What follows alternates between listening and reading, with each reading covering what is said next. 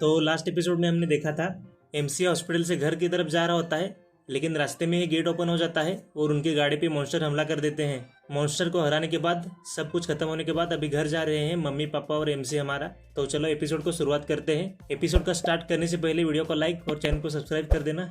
तो चलो वीडियो को स्टार्ट करते हैं। अगर बैकग्राउंड में वॉइस आ रहा होगा तो प्लीज़ इग्नोर कीजिए। थैंक यू 1K सब्सक्राइबर के लिए। तो चलो एपिसोड को स्टार्ट करते हैं। अभी इनकी गाड़ी टूट गई होती है तो ये तीनों चल के जा रहे होते हैं। तो हमारे एमसी के पापा बोलते हैं अच्छा हुआ हमारी कार ही ब्रोकन हुई, लेकिन हम सरवाइव कर गए। वो बहुत ही बड़ा इंसिडेंट था, लेकिन ज़्यादा दिक्कत नहीं हुई, ज़्यादा नुकसान नहीं हुई। अच्छा हुआ सब सरवाइव हो गए। फिर एमसी की माँ बोलते हैं देखो बेटा हम आ गए इधर, और वो अपने घर के बाहर पहुंच चुके होते हैं। तो हमारा एमसी अपने कमरे में आ जाता है और वो मन में बोलता है अगर मुझे इस बॉडी में सरवाइव करना है, मुझे जितना हो सके उतना इस बॉडी के बारे में जान के लेना पड़ेगा। फिर वो अपने कमरे में सब तरह ढूंढने लगता है, लेकिन उसको पोर्न मैगजीन के अलावा कुछ नहीं मिलता, बस वही रहता है। बाकी कुछ उसके बारे में इन्फॉर्मेशन नहीं रहती है जिससे उसके खुद के बारे में पता चले। उसके कमरे में मैगजीन के अलावा कुछ होता ही नहीं है। मांगा हंटर्स के बारे में मैगजीन वही होते हैं। एक मैगजीन उठाता है हमारा एमसी और बोलता है शायद इसका हंटर बनने का पक्का प्लान होगा, इसलिए ये सब इधर जमा है, इसने किया है। हमारे एमसी को हंटर के बारे में जो बुक है वो पढ़ के बहुत सी बातें पता चलती है हंटर के बारे में, जैसे कि उनकी रैंकिंग कैसे काम करती है, गिल्ड कैसे वर्क करती है। वो मन में सोचता है अगर मैं भी हंटर बना तो मेरे को भी गिल्ड ज्वाइन करनी पड़ेगी आगे जाके, तो इसलिए मैं बनूंगा ही नहीं। फिर वो बुक बंद करता है और मन में बोलता है ये जापान में होके भी मुझे जापान में हूँ ऐसा लग नहीं रहा है। मैं वैसे 3 साल दूसरे दुनिया में रहा हूँ, इसलिए मुझे ऐसी अजीब चीज़ों की आदत है, इसलिए वरना और मेरी बुरी हालत हो सकती थी। फिर वो फ़ोन खोलता है अपना और देखता है इसको बोलते हैं फ़ोन, लेकिन ये चलाना बहुत ही मुश्किल है। अगर ये चलाना है मेरे को तो ये पहले सीखना पड़ेगा। इधर की दूसरी बातें सीखने से ज़्यादा ये मोबाइल सीखना मेरे को मुश्किल लग रहा है अभी, ऐसा बोलता है एमसी मन में ही। तभी उसके फ़ोन पे मैसेज आता है, उसके नोटिफिकेशन बजते हैं। एमसी बहुत ज़ोर से चिल्लाता है, उसको लगता है क्या हो गया, इसके बारे में क्या हो गया ये। लेकिन वो फिर मैसेज खोलता है और वो पढ़ने लगता है कि किसने भेजा है, क्या भेजा है। एमसी फ़ोन हाथ में लेता है और बोलता है ये फ़ोन चलाना तो डिमन लॉर्ड को हराने से भी ज़्यादा मुश्किल लग रहा है मुझे। फिर वो मैसेज खोलता है, मैसेज में ये लिखा होता है एक कुसानागी, मुझे पता चला तुमने सुसाइड करने की कोशिश की थी, तुम्हारी वजह से मेरे को पुलिस के चक्कर में घूमना पड़ रहा है अभी, मैं तुम्हें कभी माफ नहीं करूंगा। मतलब ये जिसने भी मैसेज भेजा है उसी ने शायद इसको कुछ किया होगा पहले वाले बॉडी में, अभी वो आगे पता चलेगा हमें। फिर एमसी सारे मैसेज पढ़ता है, फिर उसको समझ में आता है कि ये जो मैसेज भेज रहा है वो बुल्ली है एक्चुअली, उन्होंने ही इसको बुल्ली किया था और इस वजह से वो कूद गया था बिल्डिंग से शायद, या उन्होंने धक्का मारा था, ऐसा कुछ पता नहीं है, लेकिन बुल्ली तो किया था इसका। फिर उसके नीचे एक दूसरा मैसेज आता है जिसमें लिखा होता है अगली बार जब तू स्कूल आएगा तब पिछली बार से ज़्यादा तेरे को अच्छे गिफ्ट देंगे। मतलब मैसेज में शॉर्टकट से ये लिखा होता है कि अगली बार तो स्कूल आएगा तब ज़्यादा मारेंगे तेरे को, बुल्ली ज़्यादा करेंगे अभी। और फिर वो बुल्ली अपनी फ़ोटो भेजता है अपने बॉक्सिंग ग्लव्स में, और उसमें मैसेज लिखा होता है नीचे प्रिपेयर योर सेल्फ, तैयार रहना तू मार खाने के लिए, ऐसा लिखा होता है शॉर्टकट तरीके से। फिर से एमसी ये देखकर सोचने लगता है फिर से यही है वो जिसने इसकी हालत ख़राब की थी।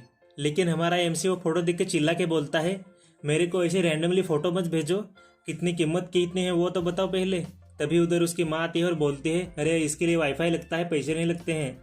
मतलब इसको इंटरनेट के बारे में कुछ पता नहीं है अभी तक, वो 2000 में गया था तब तक नेट बेट था कि नहीं ऐसा पता नहीं मेरे को। तो उसकी माँ अंदर आती है और बोलती है सॉरी बिना नॉक किए आने के लिए, लेकिन तुम्हारी हालत देख के ऐसा लगता है कि तुम काफ़ी दिनों तक अभी स्कूल नहीं जा पाओगे, तो चिंता मत करो, अभी घर पे ही रहो, स्कूल जाने की सोचो मत अभी तक। अभी हमारा एमसी को नेट के बारे में पता चल गया है, इंटरनेट के बारे में पता चल गया है, तो हमारा एमसी इंटरनेट पे थोड़ा रिसर्च करता है। 30 साल पहले क्या हुआ था ये वो रिसर्च करता है। वो मन में बोलता है अच्छा हुआ उसने मेरे को मैसेज भेजा, मतलब उस बुल्ली ने जिसका नाम है टारो, उसने मैसेज भेजा, उसकी वजह से मेरे को अभी बहुत सी चीज़ें मालूम पड़ रही है। जब 30 साल पहले मैं दूसरे वर्ल्ड में समन हुआ था तब ये वर्ल्ड दूसरी दुनिया से कनेक्ट हो गया और इधर गेट ओपन होने लगे और इधर मॉन्स्टर अपीयर होने लगे। ये अचानक से कैसे हुआ किसी को भी पता नहीं है, लेकिन 30 साल पहले ही हुआ है। ये गेट अपीयर होते हैं, मॉन्स्टर निकलते हैं उसमें से, लोगों को मारते हैं, और आजकल के वेपन मतलब मॉडर्न जमाने के वेपन उन पे वर्क ही नहीं करते, तो उनको हराने के लिए उनकी तरह ही मैजिक यूज करते हैं, उनको बोलते हैं हंटर। बहुत ही सिमिलर मांगा है सोलो लेवलिंग से, क्योंकि इसमें हंटर्स से हंटर एसोसिएशन है जो हंटर्स को कंट्रोल करती है, मतलब उनके गिल्ड से एकदम वैसा ही है। तो आगे वो नेट पे और रिसर्च करता है तो उसको पता चलता है कि इधर के जादूगर एक दूसरे को सिखा सकते हैं, एक दूसरे को मैजिक सिखा सकते हैं, अपना टैलेंट दे सकते हैं दूसरे को। सोलर लेवलिंग में जितनी बार ताकत मिली उतने ही रहते हैं, लेकिन इधर इवॉल्व हो सकते हैं, ताकत आगे जाके बढ़ सकती है, ऐसा है।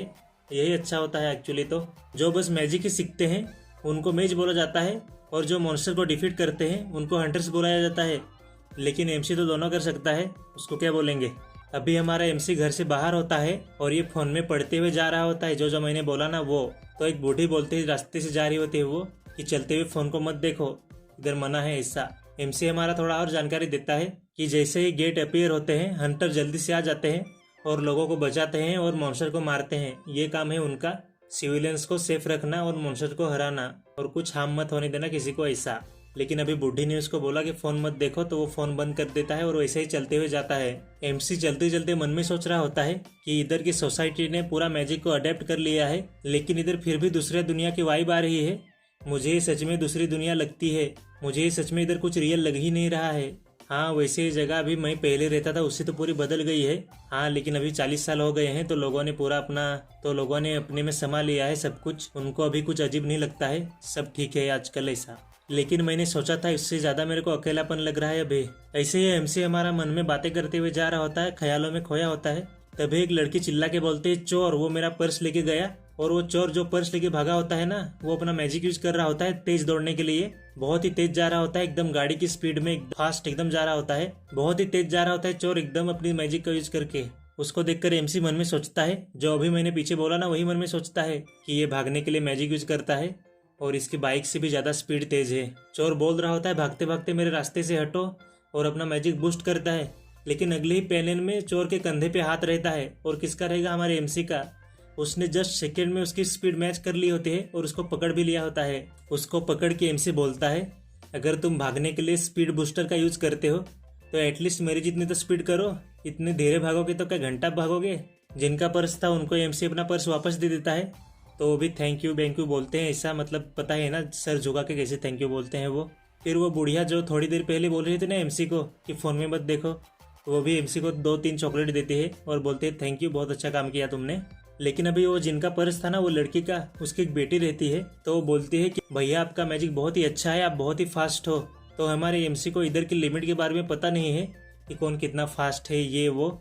तो उसको पता चलता है कि ये जो अभी दौड़ा है ना वो बहुत ही फास्ट है, तो वो मन में बोलता है तो ये बहुत ही फास्ट था, अगले टाइम से मेरे को ध्यान रखना पड़ेगा जब मैं ये मैजिक यूज करूंगा। जब वो बूढ़ी अम्मा एमसी को चॉकलेट देती है तो एमसी को अपनी पुरानी बातें याद आती हैं। जब वो यामाटो था तब की बचपन की बात याद आती है, तब उसकी भी दादी ऐसी चॉकलेट देती थी कुछ काम अच्छा करने पे, तो वो बात याद आती है उसको भी। ये बात याद आकर उसको खुशी होती है तो वो बोलता है थैंक यू ऐसा जोर से हंसते हुए एकदम मस्त। अभी वो चलते हुए जाता है रास्ते में और मन में बोलता है भले ही बहुत चीज़ें चेंज हुई हैं लेकिन इधर के लोग इतने भी चेंज नहीं हुए हैं, चीज़ें पहली की तरह हैं। दूसरों की तारीफ करना मतलब चॉकलेट बॉकलेट देना ये पहली की तरह है, तो इससे मुझे बहुत खुशी हो रही है।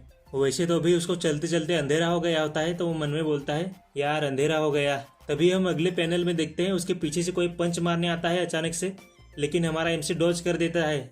अभी जो पंच मारने आया होता है एमसी को वो बोलता है क्या तुम्हें इससे खुशी नहीं हुई, तुमने गलती से मेरा पंच डॉज कर दिया, तुम्हें तो बहुत खुश होना चाहिए। और मुझे भी बहुत खुशी हुई कि तुमने मेरा पंच डॉज किया, मुझे और भी खुशी होती अगर तुम मेरे टेक्स्ट को इग्नोर ना करते तो।